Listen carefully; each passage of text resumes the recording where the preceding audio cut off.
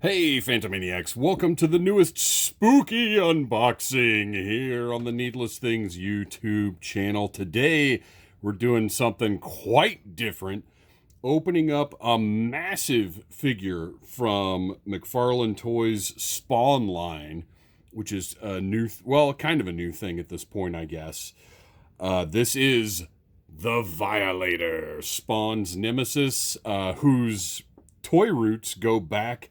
He's a very important part of the modern toy era, going all the way back to the first Violator figure in, 94, 5, 6, somewhere right around there.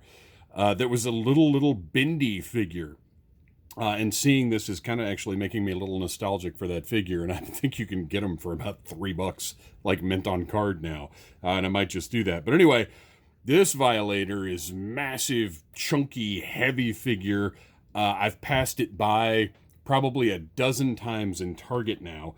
I almost ordered the bloody variant that's a GameStop exclusive, but I don't have anywhere to put it. I don't really have a Spawn collection, although I did buy the Mortal Kombat Spawn figure, just because I wanted to have a nice Spawn figure because of, again, the Spawn brand is such an integral part of modern toys. So, I wanted to have a Spawn, and now needing one more horror toy to wrap up October, to wrap up the spooky season, this guy seemed like the perfect fit. And like I said, I wanted to buy one. I basically just needed an excuse to do it. So here we are.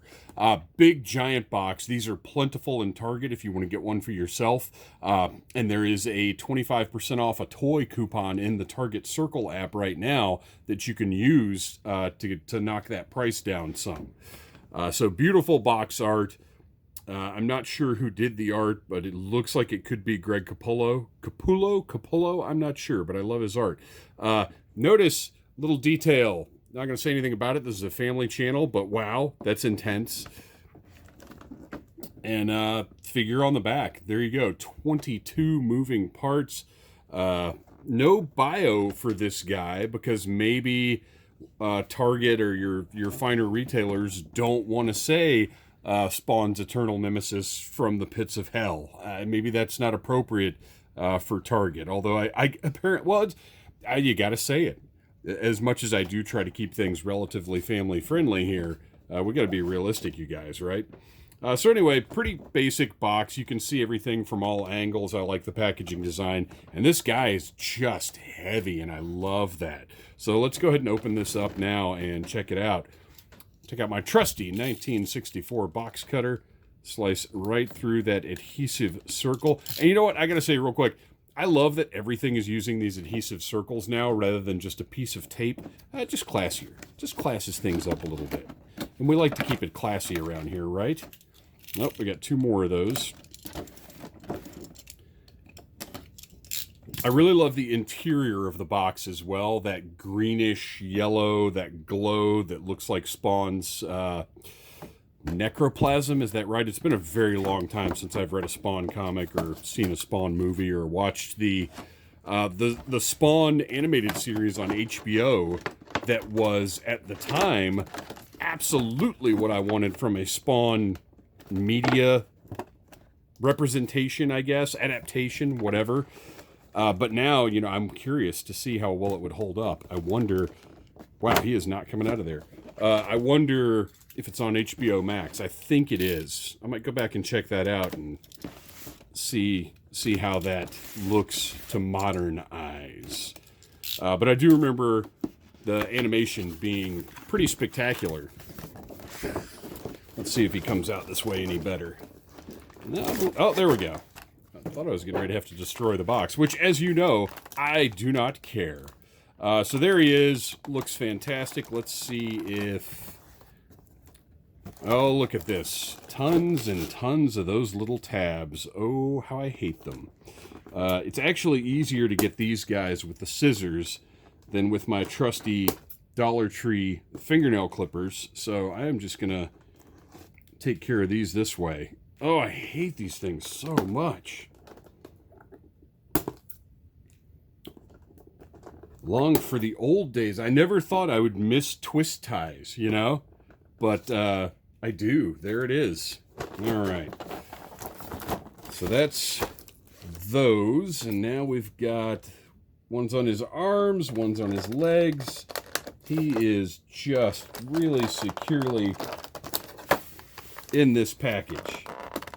Which, you know, usually I would complain. Well, I guess I'm complaining anyway. Normally I'd complain about the number of these things that are in here. But I gotta say, this guy is massive. He has earned every single one of these darn things. Like, there's no way he would reasonably stay in place in this without all of these. And I think we're going to have to do a little... Ooh, he moves nicely. Might have to force that last... Gosh. All right, guys. So I'm glad that I'm here for it, when and if you purchase your own Violator.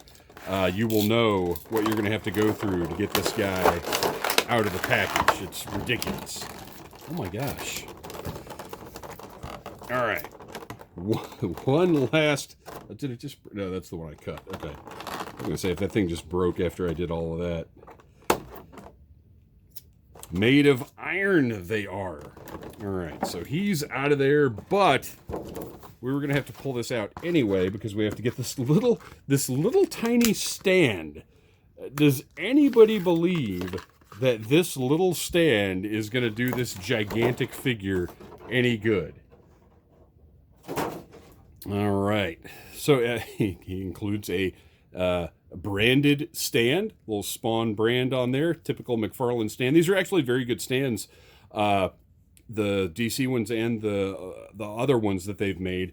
It's a nice, like, it's a sturdy piece. The peg is thick and goes just far enough in. I have had some of the figures fall over, but I blame that on the figure design and not on the stands. Although I guess if the stands were better, they could handle a bad figure design. I don't know, whatever. All right. This guy is monstrous. I love that. Like I said, I love that I found an excuse to buy him, because I love big monster figures, and this is one of the most impressive big monster figures I've seen in a while. So let's look at the articulation. First of all, he moves beautifully. So far, all of the joints I've messed with. Let's see about, is that jaw articulated? Yes, we got an articulated jaw that doesn't actually, I thought he was going to have like a caved-in chest under here for his jaw to sort of go into, but not really. Like a little, there's a divot right here, but I mean, you don't see that looking head on. So that's fantastic. He's got so many spines and points on him. You got to be kind of careful moving him around. The head, I might cut myself open before this review is over. Might get color, pal. So the head doesn't really have any movement, any articulation, which is fine, because look at the design of this guy. I'm okay with that. We have the articulated jaw, which is nice. The big, giant sort of signature horn on top of his head, and then the ram's horns on the side. These are softer plastic, which is fine. That doesn't bother me at all, because they're going to retain their shape. And we still have just gorgeous, almost nauseating sculpted detail. All these pits and crevices looking almost like coral. Very interesting look for these horns to have. And of course the paint detailing all of that. Looks great. Those eyes, he's got those insectile kind of eyes, signature to this character. And then of course the interior of his mouth painted with a really glossy paint to give it that wet, salivating look. Very cool. He would actually, for a customizer, somebody who wanted to add a little bit extra to this guy, if you could somehow have some drool just dripping off of that jaw, that would look really cool. All right, so shoulders move really, really nicely. Torso, he's got a swivel, or really two ball joints, actually. One at the upper abdomen, one at the lower abdomen. So he's got a really nice range going on there. Look at that. That's fantastic. And again, all of this sculpted detail and the way that they've layered these parts together, he has a very natural look. I mean, for a monster. Hip joints, you've got a hinge right here, and the thigh. I'm trying to tell if the thigh is on a swivel. Doesn't seem to be, but that's okay because you still have a good amount of posability coming out of this guy. I'm going to try and be very careful with his knees and his ankles and everything. But you've got a nice thick disc. All of these joints have really nice thick discs on them. You do have pegs right there, but they blend right into all the color around them, so not a big deal. You've got a swivel at the bottom of the knee here. And then our ankle, let's see what we've got going on. That ankle joint, you've got a pivot and also a swivel. And then the foot, again, you can see the big, thick disc right here. And you've got a swivel and a pivot right there. Really fantastic articulation on this guy. Now, I am curious to see how well he's going to stand. I've mentioned before that I have a sort of staging area where figures have to stand up for 2 weeks without falling over before I move them to the shelf. So this guy's going to have to pass this test, but he's so thick. I think he's going to be okay on the shelf, even if I don't use his hilariously tiny stand.